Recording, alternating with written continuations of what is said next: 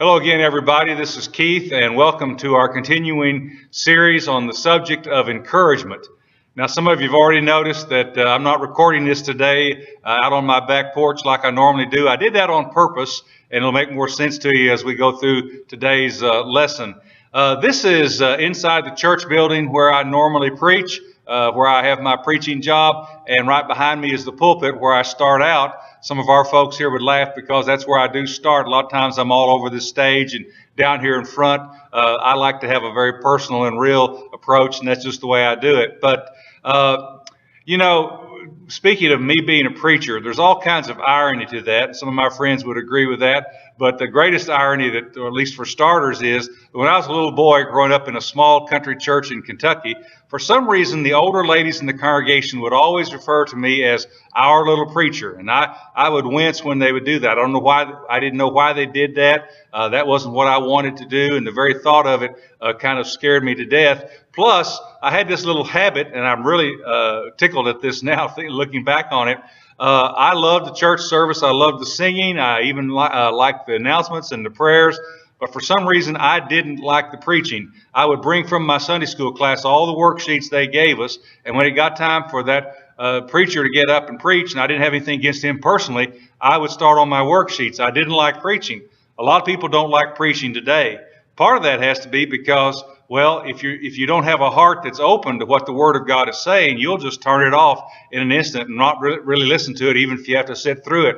Another reason is sometimes there's been a lot of bad preaching, and I've probably done my share of bad preaching, but there is a very positive and wonderful aspect to preaching, and I want to encourage you to give preaching another chance or a deeper chance than maybe you've been doing. In 1 Corinthians chapter 14, and it's one of my favorite sections about the subject of worship, and you have to be careful with it because there's a lot of things going on there in the Corinthian church with the miraculous gifts and things that don't apply to us today in our church situation. But the principles about the purpose of worship being to edify or build us up are very much there.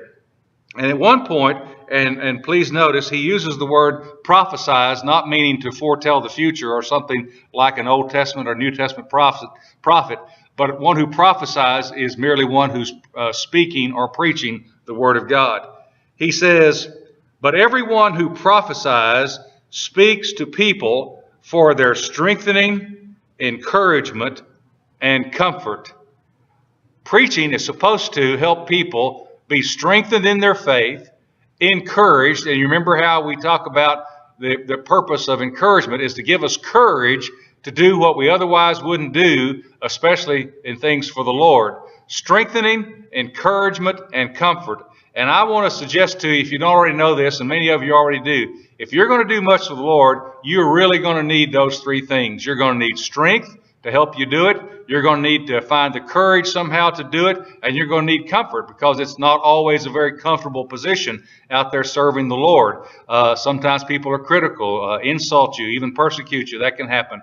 And so those three elements that all of us need, not just preachers, not just church leaders, but everyone who's serious about their faith and wants to serve the Lord needs to be, I believe, on a continuing basis, ever more strengthened, encouraged, and comforted by the Word of God. And one of the ways we get that, we of course get that through our personal study, but there's something that happens in a worship assembly or a Bible class or another setting where someone is speaking the Word of God, speaking it in love, speaking it truthfully as it should be spoken. There is a wonderful dynamic where those three things can be imparted. This has become my goal through the years, not just to make a likable speech or to be flowery or anything like that, but to just speak simple messages from the Word of God that really do strengthen, encourage, and comfort people. I encourage you to listen to preaching in that regard. And by the way, if you have a preacher and he's not doing so well, he needs some encouragement. Preachers need encouragement too. Encourage him. Say, hey, I saw something on the video. I liked what that guy said about it. Have you thought about this? Is this how you preach? And it might start an interesting discussion. It might even encourage him to do something more in that regard if he's not been doing it. Please join us next time. We'll talk some more about encouragement. God bless you. Bye-bye.